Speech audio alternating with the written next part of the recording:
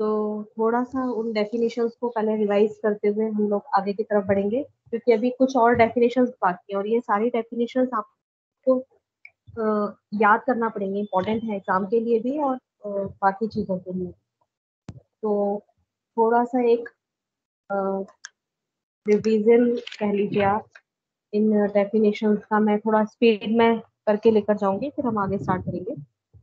तो last class में हम लोगों ने जो 10-15 डेफिनेशंस पढ़ी थी, उसमें जैसे गोल, गोल किसे कहते हैं, तो किसी भी एक वृत्त को, जैसे सपोज मैंने एग्जांपल आपको बताया था कि हम अगर चूड़ी ले लें, उसे चूड़ी को जमीन के ऊपर सीधा खड़ा रखें, उसको पूरा गोले को जमीन के ऊपर डालना नहीं है पैरेलल, उसको सीधा खड़ा रखें और उसे घुमाएं। और उसको अगर हम घुमाते हैं, जैसे लट्टू को घुमाते हैं, लट्टू होता है ना, टॉप होता है, उसको अगर हम घुमाते हैं तो वो एक जो उसके चारों ओर एक आकृति बनती है, उस आकृति को हम गोल कहते हैं। तो हम ये मानते हैं कि हमारी पृथ्वी भी जैसे गोल है, और वो जो घूम रही है, तो घूम रही है तो चारों तरफ एक गोल ही बनेगा उसके, उसको ही हम गोल कहते हैं, उस आकृति को ही हम गोल कहते हैं। और गोल क्यों कहते हैं? क्योंकि केंद्र से बाह्य दूरी, कहीं से भी आप नाप लीजिए, केंद्र से जो बाह्य दूरी है वो सब तरफ से समान है। आप अगर एक सर्कल ले लें, वृत्त ले लें, और अगर उसके केंद्र से का जो नाभिक है या जो केंद्र है, उससे आप कहीं भी किसी भी सीमा की किसी भी लाइन पर चले जाइए, कि जो सर्कल आउटर सरफेस है उसके आप किसी भी लाइन पर चले जाइए, वो दूरी हमेशा बराबर रहती है। और अगर वो दूरी बराबर है, इसका मतलब वो आकृति बिल्कुल परफेक्टली गोल है। तो गोल मतलब किसी वृत्त को उसके व्यास के, डायमीटर के चारों तरफ अगर घुमाया जाए, तो जो आकृति बनती है उसे हम गोल कहते हैं। दूसरा था आकाशीय गोल, सेलेस्टियल स्फीयर। तो हमारी पृथ्वी को हमने गोल माना, और उस गोल की सतह को हमने फैला दिया अनंत आकाश तक। जैसे मैंने आपको बताया भी था कि अगर हम कहीं खड़े हो जाते हैं, तो हम अगर दूर तक नजर डालें तो हमें ऐसा लगता है कि जैसे आसमान पृथ्वी से मिला हुआ है। लेकिन ये हमको भी पता है कि हम दूर दूर तक चले जाएं, कहीं भी आकाश पृथ्वी से मिला हुआ नहीं है। ये जस्ट एक कटोरे जैसा है जो किसी के सिर पे रखा हुआ है उल्टा, है ना। अब उसके बीच से या कहीं साइड वाइड से देखेंगे तो ये लगेगा कि ये कटोरा ऊपर से नीचे मिला हुआ है, लेकिन वो मिला हुआ नहीं है। इसी तरह से यदि हम पृथ्वी की सतह को आकाश, अनंत आकाश तक फैला दें, जितना दूरी तक फैला सकते हैं फैला दें, और फिर जो एक आकृति बनेगी वो भी गोल होगी, क्योंकि हमने गोल को फैलाया। सपोज आप सब लोगों ने अ, बड़ा हुआ जो गुदा हुआ आटा होता है वो तो देखा होगा, लोई जो इससे रोटी बनती है वो गोल होता है। फिर हम उसको बड़ा करते हैं, बेलन से बेल कर उसे हम बड़ा करते हैं। अदरवाइज मत लीजिएगा, मैं एग्जांपल किचन का इसलिए देती हूँ क्योंकि किचन सबसे नॉलेजेबल होती है, सब उसको जानते हैं। तो वो जो लोई हमने बनाई थी वो एक सर्कुलर बनाई थी, और हमने उसको जब बेला वो भी एक गोल ही बना।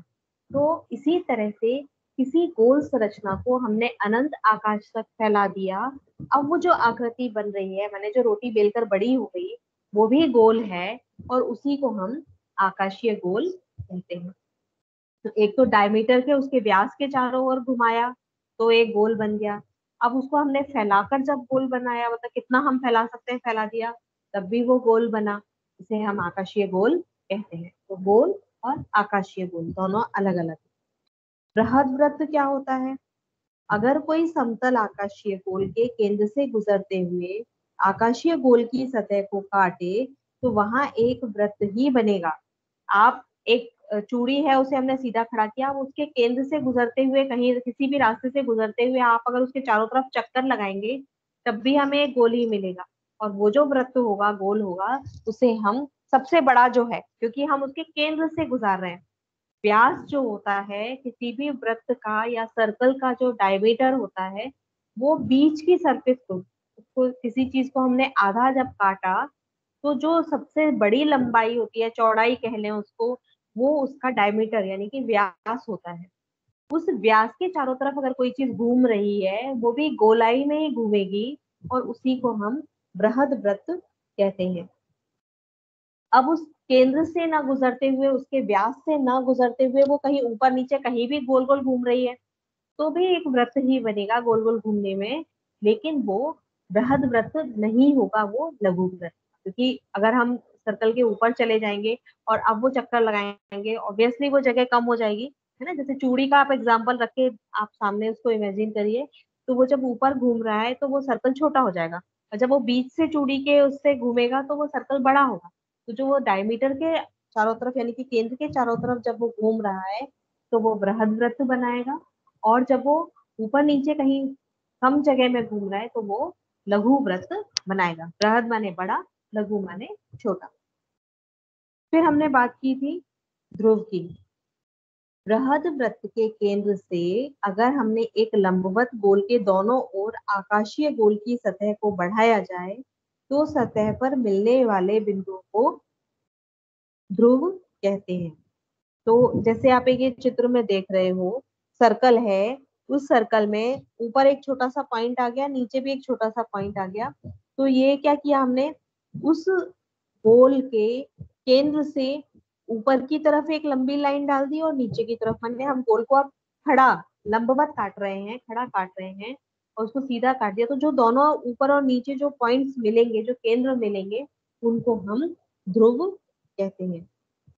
ऊपर की तरफ बढ़ा रहे हैं दक्षिण उत्तरी ध्रुव होगा, नीचे की तरफ बढ़ा रहे हैं तो दक्षिणी ध्रुव होगा। ठीक है। फिर विषुववृत्त रेखा। फिर बृहद वृत्त जो पृथ्वी की सतह पर हो तथा पृथ्वी को तो बराबर गोलार्धों में, जैसे जहां से हमने बृहद वृत्त बनाया था, केंद्र के चारों ओर चक्कर काटकर जो बृहद वृत्त बनाया था, वहीं पर विषुवत रेखा या भूमध्य रेखा, यानी कि वो ऐसी लाइन है जो उस गोल को, सर्कल को दो हाफ पार्ट्स में डिवाइड करेगी, दो बराबर भागों में जब बांट के, दो उत्तरार्ध और दक्षिणार्ध गोलार्ध में बट जाते हैं, दो गोलार्ध का मतलब गोल और आधा, गोलार्ध। ठीक है। तो कोई ऐसी लाइन जो सर्कल को बिल्कुल बीच से काट रही है, दो बराबर भागों में काट रही है, तो जो आधे आधे पार्ट्स हमें मिले वो हमें क्या कहलाएंगे, गोलार्ध कहलाएंगे। और वो जो लाइन जो काट रही है वो कहलाएगी विषुवत रेखा या भूमध्य रेखा। अब इसकी जस्ट परपेंडिकुलर अगर हम इस पर डाल दें, अभी तो हम केंद्र से घूमते हुए आड़े में घूम रहे थे, अब हम सीधे खड़े में लंबवत काट की तरफ अगर हम घूम रहे हैं इसी तरह से केंद्र को काटते हुए, तो वो हमारी मध्याह्न रेखा या टेरेस्ट्रियल मेरिडियन कहलाती है। दोनों भौगोलिक ध्रुवों को मिलाने वाली काल्पनिक रेखा मध्याह्न रेखा कहलाती है। ये इंपॉर्टेंट है दोनों, विषुववृत्त रेखा या भूमध्य रेखा। भूमध्य रेखा और विषुवत रेखा एक ही है, जो पृथ्वी के गोलार्धों को ऊपर का कटोरा ऊपर, नीचे का कटोरा नीचे, ऐसे उत्तरी ध्रुव एक तरफ चला जाता है, दक्षिणी ध्रुव एक तरफ चला जाता है। तो वो जो रेखा है जो इस तरह से काट रही है पृथ्वी को, वो विषुवत रेखा या भूमध्य रेखा है। और अगर उसको लंबवत काट रही है, माने उत्तरी ध्रुव और दक्षिणी ध्रुव को मिलाने वाली एक रेखा से हमने दो भागों में बांट दिया, तो वो रेखा जो है वो मध्याह्न रेखा कहलाती है, जिसे प्राइम मेरिडियन कहते हैं। फिर हमने पढ़ा था देशांतर। देशांतर दोनों भौगोलीय ध्रुवों के बीच खींची हुई काल्पनिक रेखाएं हैं, जो मध्याह्न रेखाओं का संदर्भ देशांतर रेखाओं से पूर्व या पश्चिम में बना हुआ कोण होता है। अब ये जो देशांतर रेखाएं जो हम बता रहे हैं, लॉन्गिट्यूड जिसे हम कहते हैं, ये जस्ट आप इमेजिन कर लीजिए एक संतरा, संतरे की फांकें जिस कंडीशन में होती हैं वो देशांतर रेखाएं कहलाती है। संतरा है, बिल्कुल पृथ्वी का आकार है, ऊपर और नीचे से सतहों पर दोनों पर चपटा है वो, और अगर हम उसके छिलके को उतारते हैं तो वो जो फांके जिस फॉर्म में निकल रही हैं, वो जो लाइंस बनी हुई हैं, वो लाइंस ही देशांतर रेखाएं यानी कि रेखांश या फिर लॉन्गिट्यूड्स उनको कहते हैं। ये उत्तर व दक्षिणी ध्रुवों पर अभिसरित होकर मिल जाती है। तो आपने देखा होगा कि संतरे के जो ऊपर नीचे हिस्सा जो है वो, तो फांके जो होती है वो इकट्ठी मिल जाती है और बीच में फैल जाती है। तो ये जो देशांतर रेखाएं भी बिल्कुल एग्जैक्टली सेम होती है। ठीक है। इसके अलग होती है अक्षांश रेखाएं। तो जो देशांतर खड़ी रेखाएं थी, तो अक्षांश जो है वो आड़ी रेखाएं हैं। जैसे जो हमने विषुववृत्त रेखा जो बताई, उसके समांतर खींची गई जो रेखाएं हैं, भूमध्य रेखा के समांतर जो खींची गई काल्पनिक रेखाएं हैं, उनको हम अक्षांश रेखाएं कहते हैं। अक्षांश रेखाएं जो है वो टोटल 180 है, यानी कि 1 डिग्री एक अक्षांशीय रेखा के अंतर पर है। हर डिग्री, एक एक डिग्री के अंतर पर सारी अक्षांश रेखाएं हैं। यानी कि अगर हम नीचे से ऊपर की तरफ जाएं या दक्षिण से उत्तर या उत्तर से दक्षिण की तरफ आए तो हमें कितनी अक्षांश रेखाएं मिलेंगी? पूरी 180। और कितनी दूरी पर है वो? एक एक डिग्री के कोण पर है। और ये जो 1 डिग्री कोण है इसकी दूरी 111 किलोमीटर के बराबर होती है। ये भी हमने लास्ट क्लास में पढ़ा था। ये जो आप जो चित्र देख रहे हो ये देख सकते हो आप कि इस तरह से जो ऊपर ऊपर चलती जाती है रेखाएं, नीचे नीचे आती जाती है, तो ये लैटिट्यूड्स कहलाते हैं, अक्षांश रेखाएं कहलाती हैं। उसके बाद खगोलीय ध्रुव किसे कहते हैं? पृथ्वी को जो पृथ्वी के अक्ष को यदि अनंत आकाश में बढ़ाया जाए तो यह खगोल को जिन दो बिंदुओं पर काटेगा उसे खगोलीय ध्रुव कहते हैं। तो एक तो हमारे तो खगोलीय ध्रुव दो है, उत्तरी ध्रुव है नीचे की तरफ, अम, दक्षिणी ध्रुव है। तो इसको हम जितना ऊपर तक पहुंचा सकते हैं पहुंचा दे, जितना नीचे तक पहुंचा सकते हैं पहुंचा दे। जैसे एक गोल था दूसरा आकाशीय गोल था, उसी तरह से जो ध्रुव होते हैं फिर उनको अगर नीचे के नीचे बढ़ा दें, ऊपर के ऊपर जितना बढ़ा सकते हैं बढ़ा दें, तो वो फिर हमें खगोलीय ध्रुव मिल जाते हैं, उनको हम खगोलीय ध्रुव कहते हैं। विषुवत वृत्त किसे कहते हैं या जिसे हम नाड़ी वृत्त कहते हैं? तो विषुवत वृत्त जो है वो खगोल का वह बृहद वृत्त है जिसका तल खगोलीय ध्रुवों के मिलाने वाली रेखा को समकोण काटता है। तो जैसे जैसे कि हमने गोल से आकाशीय गोल बनाया, ध्रुव से खगोलीय ध्रुव बनाए, सेम उसी तरह से जो विषुवृत्त और भूमध्य रेखा एक ही समतल स्थिति पर होते हैं, दोनों चीज को सेम ही है, विषुवृत्त रेखा को ही हमने भूमध्य रेखा भी माना है, तो उसको समतल पर जो काटता है, खगोलीय ध्रुवों के मिलाने वाली रेखा को समकोण काटता है, उसे हम विषुवृत्त या नाड़ी वृत्त कहते हैं। देशांश रेखाएं जो है वो उत्तर से दक्षिणी ध्रुव की ओर जा रही हैं और बीच में वो किसको काटेंगी? विषुवृत्त को काटेंगी। और बीच, बिल्कुल बीच है वो, तो वो बृहद वृत्त वहां पर बना हुआ है। ठीक है, तो वो जो रेखाएं हैं जो विषुवृत्त पर आकर मिल रही हैं, माने एक समकोण बन रहा है। सपोज संतरे के बीच में हमने जो लाइन है, फाके बनी हुई है संतरे में, हमने एक चूड़ी घुसा दी बीच में, वो हमारी बिल्कुल बीच में फिक्स कर दी, वो हमारी हो गई विषुवृत्त रेखा। अब जो उसकी फाकों की जो लंबाई उससे टच कर रही है चूड़ी से, तो एक समकोण बना रही है। आप अगर इमेजिन करके देखो, मैं जैसे बता रही हूँ, एक संतरा रखा है, उसको छील लिया हमने और अब उसके ऊपर एक चूड़ी डाल दी, चूड़ी जो है वो बीच में आकर फंस जाएगी, जहां पर वो फंसी जो ऊपर और नीचे के भागों को आधा आधा बांटेगी, वो जो बांट रही है आधा आधा, वो विषुववृत्त रेखा है या भूमध्य रेखा है। और उसके ऊपर जो फाकों की लंबाई वाली लाइंस आ रही हैं वो उससे लंबवत है, यानी कि 90 का एंगल बना रही है। ठीक है, तो ये जो समतल स्थिति में जो बन रही है ये वाली स्थिति, इसी को हम विषुववृत्त वृत्त या नाड़ी वृत्त यानी कि सेलेस्टियल इक्वेटर कहते हैं। अब क्रांति वृत्त यानी कि मीन एक्लिप्टिक क्या होता है? नक्षत्र मंडल के नेपथ्य में सूर्य एक वर्ष में आकाशीय गोल में जिस पथ पर भ्रमण करता हुआ दिखाई पड़ता है उस पथ को क्रांति पथ या क्रांति वृत्त कहते हैं। हमने एक आकाशीय गोल बनाया था, एक गोल तो वो था कि जब चूड़ी को उसके व्यास के चारों तरफ घुमा दिया जाए तो एक गोल बनेगा। ठीक है, फिर हमने उसको फैला दिया, जितना बड़ा हो सकता था बड़ा किया, वो जो गोल हमें मिलेगा उसे हम आकाशीय गोल कहते हैं। अब उस आकाशीय गोल में सूर्य एक वर्ष में जितनी दूरी तय करेगा, जितना वो दूरी तय कर पाएगा, जिस रास्ते पर वो चलता हुआ हमें दिखाई देगा, उसी रास्ते को हम क्रांति पथ या क्रांति वृत्त कहते हैं। और ये जो क्रांति वृत्त होता है इसका तल जो है वो विषुव वृत्त से के तल के साथ 23 डिग्री 27 मिनट का कोण बनाता है। माने हमने एक तो विषुववृत्त रेखा समझ में आ गई होगी आप लोगों को, ये जो जैसे चित्र में आपको दिख रहा है एक जो स्क्वायर जैसा बना हुआ है। ठीक है, अब इसके साथ में एक और जो रास्ता है जिस पथ पर हमें सूर्य चलता हुआ दिखाई देता है, वो जो रास्ता है वो इस विषुववृत्त तल से 23 डिग्री 27 मिनट का कोण बना रहा है। ठीक है, उसको हम क्रांति वृत्त या क्रांति तल या क्रांति पथ या मीन एक्लिप्टिक कहते हैं। ठीक है। आकाशीय गोल में सूर्य जिस रास्ते पर चल रहा है उस रास्ते को क्रांति वृत्त कहते हैं। पहली बात ये तो हो गई डेफिनेशन। अब ये जो क्रांति वृत्त हमें मिल रहा है जिसपे सूर्य चल रहा है आकाशीय गोल में, वो विषुवृत्त के साथ में 23 डिग्री 27 मिनट का कोण बनाता है। इतना हमको याद रखना है, ये इसकी डेफिनेशन को। ठीक है। इसके बाद हमने जो पढ़ा था वो था भर चक्र यानी कि जोडियक।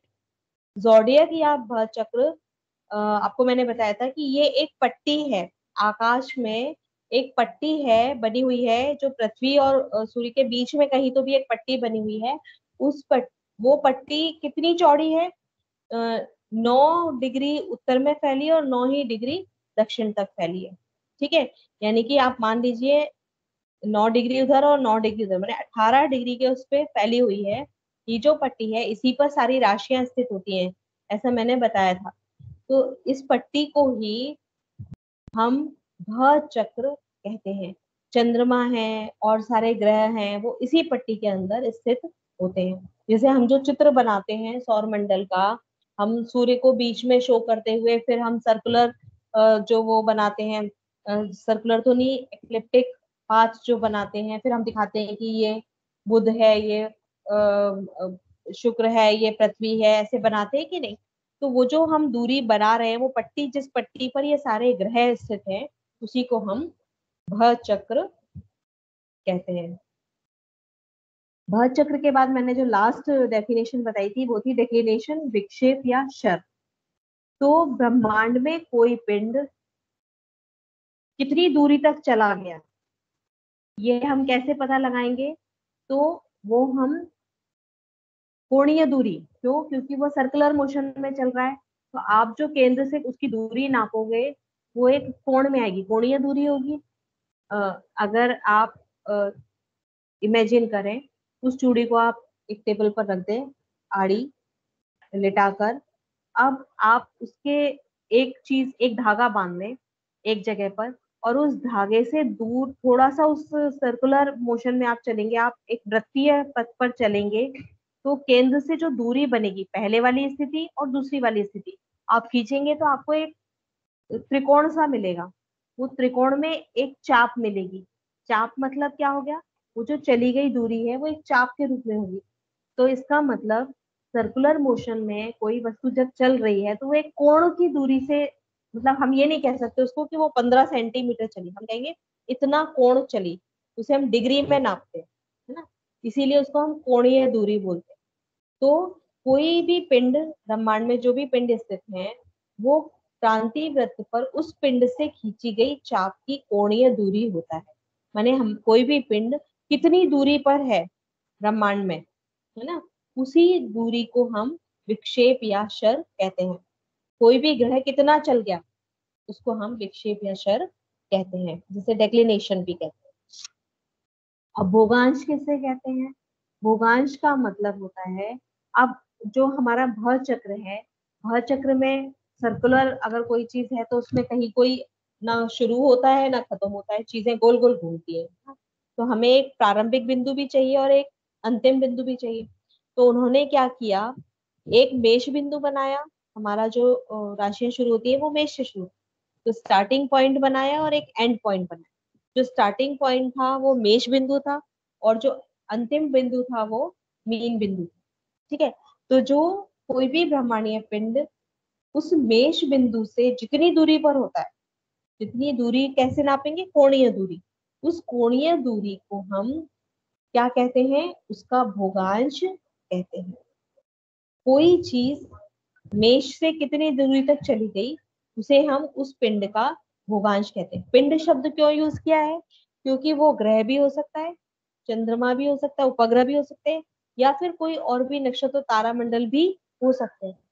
सबकी अलग अलग, क्योंकि हर चीज चलती है, कोई चीज रुकी हुई कहीं भी नहीं है।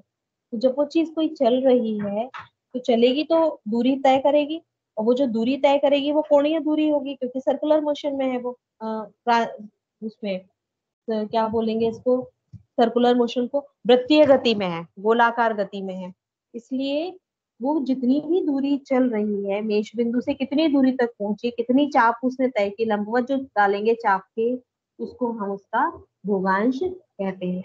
तो हर पिंड का एक फिक्स भोगांश होता है, हर किसी की चाल एक जैसी होती है, तो वो उतने दिनों में उतना चाप दूरी तय कर लेता है, उसी को हम भोगांश कहते हैं। अब क्रांति किसे कहते हैं? तो किसी ब्रह्मांडीय पिंड से विषुवत वृत्त पर जो लंबवत चाप डाला जाएगा, उस लंबवत चाप के केंद्र पर बना हुआ जो कोण है वो पिंड की क्रांति कहलाती है। अब पहले तो कोणीय दूरी भोगांश हो गया उसका, ठीक है ना। अब लंबवत जो एक चाप डाली जाएगी, चाप से केंद्र तक की जो दूरी होगी वो उसकी क्रांति होगी। तो कितनी दूरी पर वो है, किसी भी ब्रह्मांडीय पिंड की विषुवत वृत्त से लंबवत कोणीय दूरी को क्रांति कहते हैं। ठीक है। अब नेक्स्ट जो अब हम नया शुरू कर रहे हैं वो है विषुवांश। विषुवत वृत्त पर किसी पिंड से डाला गया लंबवत चाप जिस बिंदु पर मिलता है उसकी विषुवत वृत्त पर स्थित मेष के प्रथम बिंदु से जो कोणीय दूरी होती है उसे पिंड का विषुवांश कहते हैं। एक तो हमने भोगांश पढ़ा, ठीक है। अब हम पढ़ रहे हैं विषुवांश, यानी कि हमने वो जो पृथ्वी पर वो जो हमने जगह ली है जिससे हम किसी पिंड की दूरी को नापेंगे, वो कहाँ से नापेंगे? केंद्र से बोला था तो भोगांश आ रहा था। अब हम ले रहे हैं विषुवांश, यानी कि विषुवृत्त से उसकी दूरी ले रहे हैं। विषुवृत्त रेखा से किसी भी पिंड की जो दूरी होती है मेष के प्रथम बिंदु से और उस पिंड की दूरी, उसको हम उसका विषुवांश कहते हैं। मैं फिर से एक बार रिपीट कर रही हूँ, आप समझने की कोशिश करिएगा कि आपको अगर भोगांश समझ में आ गया, भोगांश हमने कहाँ से लिया था कि उसके केंद्र से हमने मेष बिंदु लिया, मेष बिंदु से कितनी दूर वो चला है पिंड, वो दूरी हमने जो ली कोणीय दूरी, उसको हमने उसका भोगांश बोल दिया। अब हम उस केंद्र को ना लेकर हम कहाँ ले रहे हैं? विषुवृत्त को ले रहे हैं। अगर हम विषुवृत्त से उसकी दूरी को नापेंगे, मेष विषुवृत्त कहाँ होगा? मेष बिंदु पर जो विषुवृत्त होगा, और अब जहां तक पिंड पहुंच गया, ये जो दूरी होगी वो उसका विषुवांश कहलाएगा। तो इसको हम क्या कहेंगे? विषुवांश कहेंगे। ठीक है। इसके बाद नेक्स्ट है क्रांति का चक्र।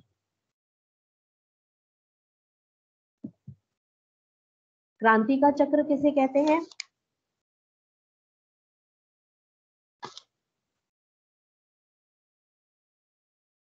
विषुवत वृत्त जो है उसके समानांतर पैरेलल छोटे वृत्त जो किसी तारे से होकर गुजरते हो उन्हें क्रांति के चक्र कहते हैं। इसी वृत्त पर वह तारा 24 घंटे में खगोलीय ध्रुव के चारों ओर भ्रमण करता हुआ दिखाई पड़ता है। अब ये जरूरी तो नहीं है कि हर ब्रह्मांडीय पिंड पूरा सर्कुलर मोशन करेगा, पूरी परिक्रमा करेगा, हमारे भर चक्र की माने पूरा पूरा घूमेगा, ये जरूरी नहीं है। कुछ ऐसे भी तारे होते हैं जो विषुवृत्त के समानांतर छोटे वृत्त जो कि तारे से होकर गुजरते हैं, माने छोटे छोटे सर्कल्स भी बन जाते हैं, उनको ही हम उन छोटे छोटे सर्कल्स को ही हम क्रांति के चक्र कहते हैं। और इसी वृत्त पर तारा जो है वो खगोलीय ध्रुव के चारों ओर भ्रमण करता हुआ हमें दिखाई देता है। जैसे अगर आपने कभी रात में आकाश देखा होगा, तो जैसे सप्तऋषि जो नक्षत्र है वो हमें पूरा पूर्व से पश्चिम की ओर जाता हुआ दिखाई देता है, उसी से हम उसको टाइम देखते हैं, वो उल्टा चलता है और हम उसके उसी के हिसाब से हम उसके टाइम को देखते हैं। लेकिन कुछ तारे जो होते हैं बस कुछ समय के लिए निकलते हैं और फिर थोड़ा बहुत दूरी पर दिखाई दिए और फिर वो गायब हो जाते हैं, यानी कि वो पूरे सर्कुलर मोशन में नहीं है, या हम कहें कि वो पूरे भर चक्र में नहीं घूमते, पूरे आकाशीय गोल में चक्कर वो नहीं लगा रहे, वो एक छोटे से विषुवृत्त के आसपास ही के एक छोटा सा सर्कल बनाकर और फिर वो छुप जाते हैं, खत्म मतलब दूर चले जाते हैं, हमें दिखाई नहीं देते। इस तरह के जो तारे वो जो जिस तरह के सर्कल्स बनाते हैं हमें दूर से दिखाई देते हैं, उन्हीं को हम वो जो सर्कल बनाए उन्हीं को हम क्रांति का चक्र कहते हैं। उसके बाद अगला जो इम्पोर्टेंट डेफिनेशन है, वेरी वेरी इंपॉर्टेंट बोलूंगी मैं इसको, होरा कोण या सामयिक कोण, इसे आर एंगल कहते हैं। तो ये आर एंगल क्या होता है, गोरा कोण किसे कहते हैं? दृष्टा या दर्शक के सापेक्ष जो याम्योत्तर वृत्त है उससे किसी तारे से होकर गुजरने वाला याम्योत्तर वृत्त जो कोण बनाता है उसे सामयिक कोण कहते हैं। मैं फिर से इसको रिपीट करूंगी, फिर मैं समझाऊंगी। जब कोई तारा दर्शक के सापेक्ष याम्योत्तर वृत्त पर ही हो और उस तारे का सामयिक कोण शून्य होता है, ठीक है। अब वो तारा वहां से पश्चिम दिशा में जाता हुआ दिखाई देगा, अगले दिन हमें फिर से वो पूर्व में दिखाई दिया।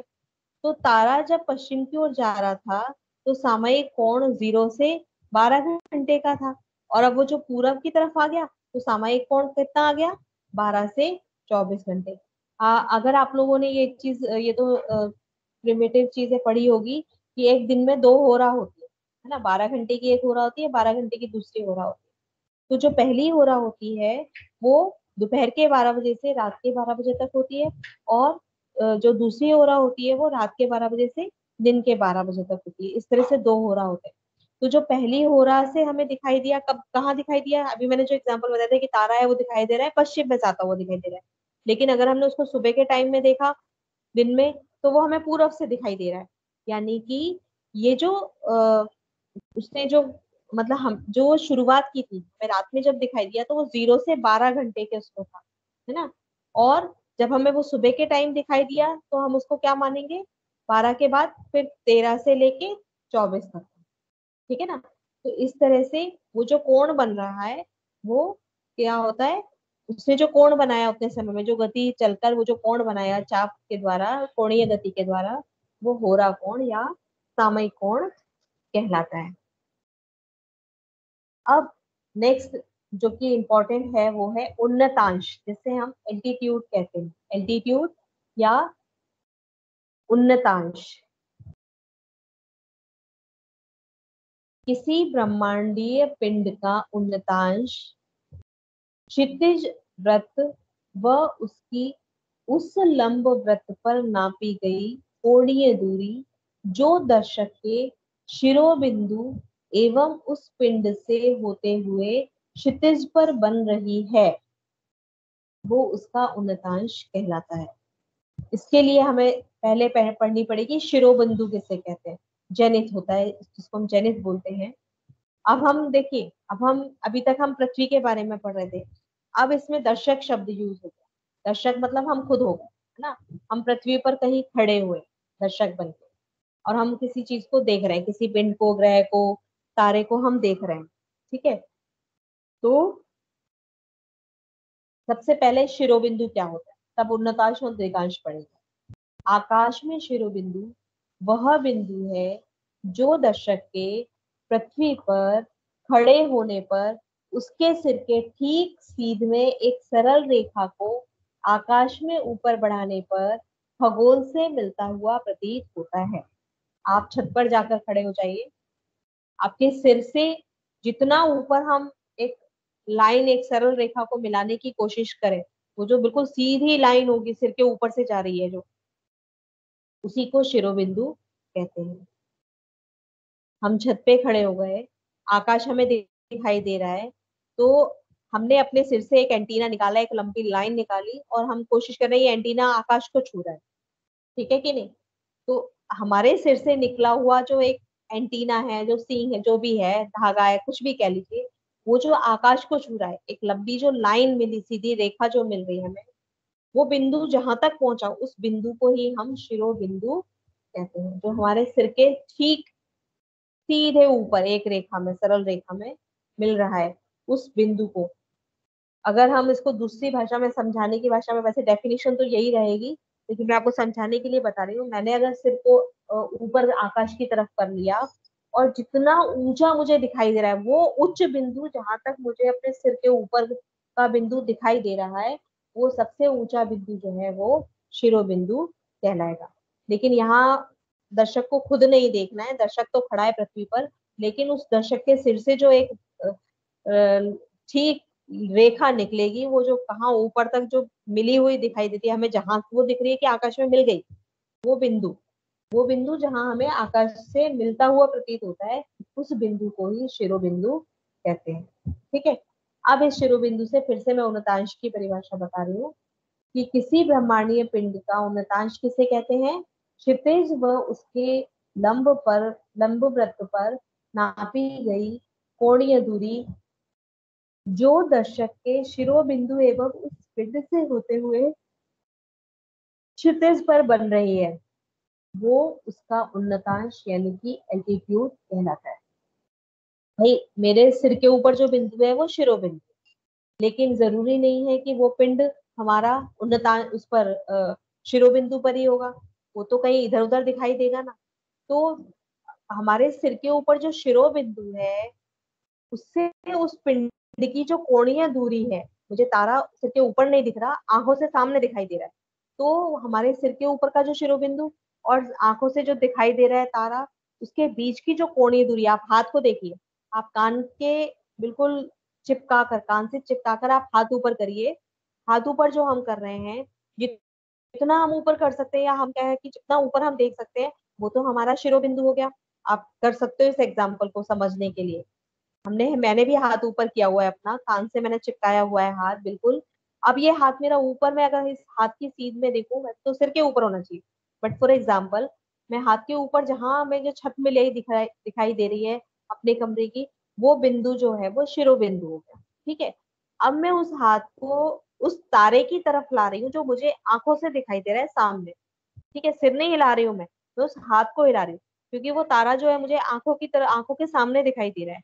तो वो जो शिरोबिंदु था, और मैंने हाथ को जितना नीचे लेकर आया आंखों के सामने, अब आप देखेंगे ये कोण बन गया। कोणीय दूरी तय की कि नहीं की हमने? कान से लगे हुए हाथ को सिर के ऊपर से मैं नीचे ले आई आंखों की तरफ। ये जो हमने दूरी तय की, ये कैसी दूरी है? कोणीय दूरी है। इसी कोणीय दूरी, माने जहां हमें वो पिंड दिखाई दे रहा है, उस कोणीय दूरी को ही हम उन्नतांश कहते हैं। ठीक है।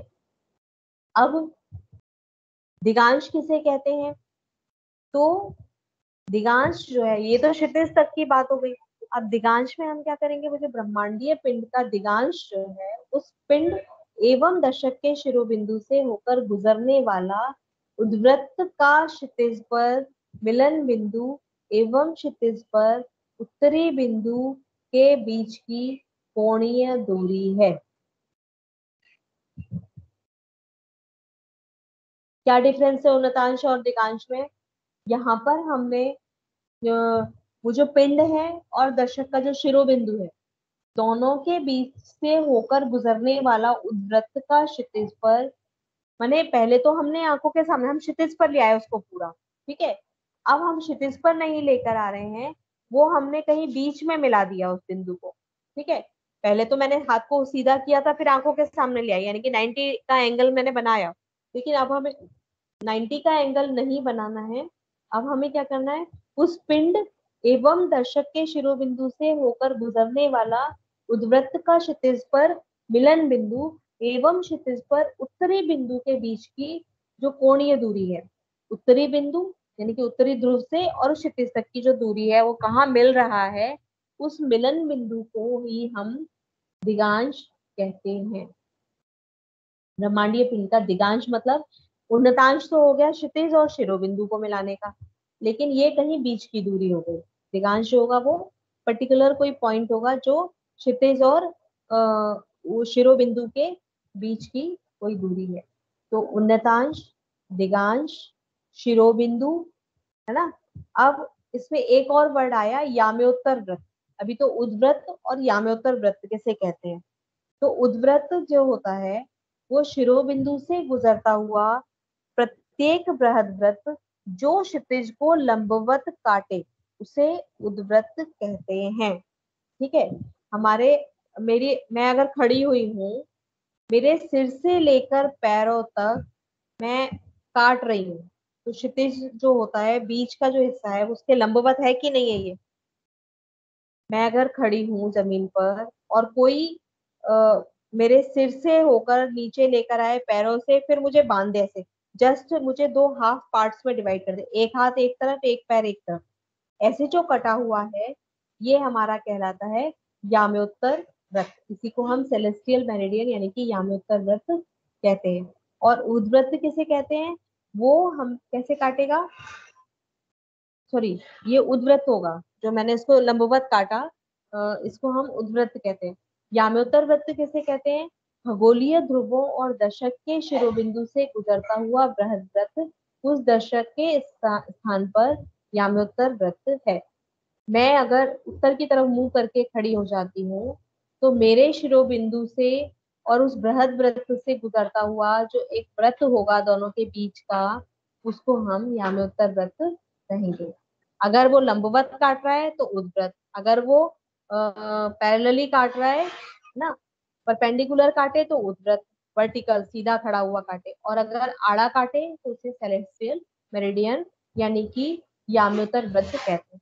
ठीक है, माने जैसे अक्षांश और देखा देशांश जो हमने देखा, कोई एक चीज आपको बेसिक माननी पड़ेगी, क्योंकि हमारी जो इतनी सारी जो हम डेफिनेशंस पढ़ रहे हैं, वो अगर मैं मतलब मैं आपको आपकी जगह पर अपने आप को रख कर देखूं, तो मुझे खुद से लगता है कि सारी चीजें मिली हुई सी लगती है, लगता है ये भी यही बोल रही है मैडम, ये भी यही वाली बोल रही है, ये भी यही बोल रही है, सारी चीजें तो सेम होती है ना।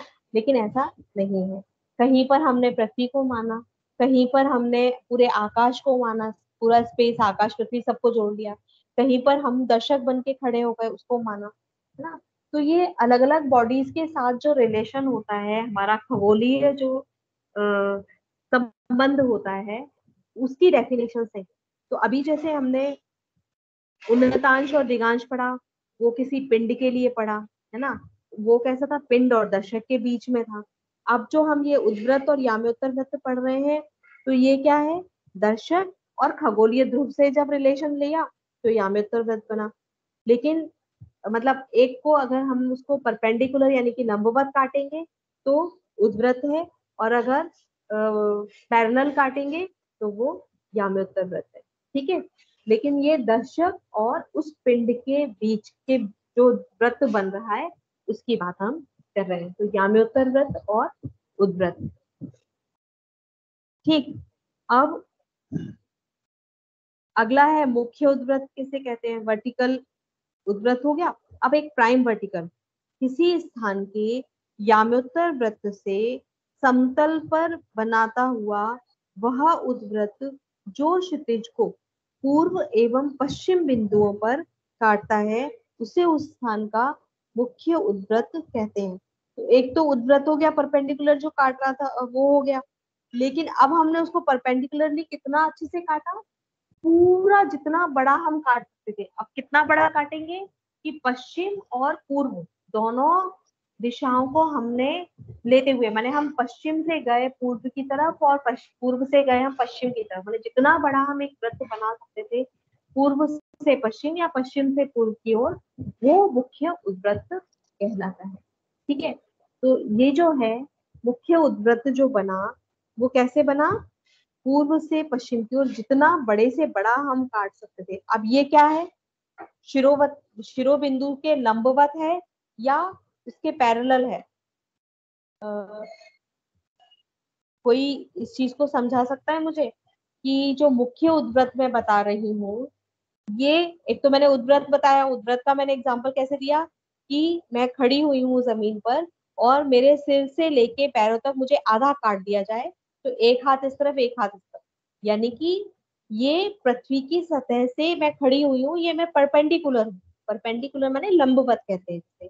ठीक है, और अगर मैं लेट जाऊं, अगर अब मैं जमीन पर लेट गई, अब मेरे चारों तरफ जो वृत्त बनेगा वो कहलाता है याम्योत्तर व्रत, ऐसे समझ लीजिए। अब तो मुझे लगता है समझ में आ जाना चाहिए, मैं पृथ्वी पर खड़ी हूँ और जब मुझे हाफ काटा जाता है तो ये हो जाएगा क्षितिज के लंबवत यानी कि परपेंडिकुलर। ठीक है, और अगर मैं लेट जाती हूँ जमीन पर और फिर एक सर्कल जो बनता है इसके शिरोबिंदु से, तो वो क्या कहलाता है, याम्योत्तर व्रत कहलाता है। वो पैरेलल हो गया, भाई जमीन के पैरेलल ही तो बना ना, समांतर हो गया वो। ठीक है, तो मुख्य उद्व्रत जो है वो जितना बड़ा बना सकते हैं, बड़ा कितना बनाएंगे आप, पूर्व से पश्चिम की ओर जितना भी बड़ा आप बना सकते हैं चारों तरफ, उसको हम मुख्य उद्व्रत कहते हैं। ठीक है, तो ये तो हो गया मुख्य उद्व्रत। अब ये हमारी टोटल हो गई 26 डेफिनेशन। ठीक है। अब लास्ट क्लास में, लास्ट मतलब एक संडे छोड़ के मैंने पिछले संडे को क्लास ली थी, मे बी मैं नेक्स्ट संडे क्लास नहीं ले पाऊंगी, तो मैं बीच में एक क्लास ले लूंगी कभी भी। तो मुझे लेकिन ये पूरे 26 डेफिनेशन चाहिए होमवर्क में। ठीक है। तो अब मैं, हो सकता है मैं सैटरडे को लूँ या मंडे को मैं क्लास लूंगी आप लोगों की। और उस दिन जब मैं क्लास लूंगी तो मैं किसी से भी नाम लेकर फिर डेफिनेशन पूछूंगी, चाहे आप लिखकर अपने सामने रखिए तभी बता पाओगे, और या फिर आप याद करके मुझे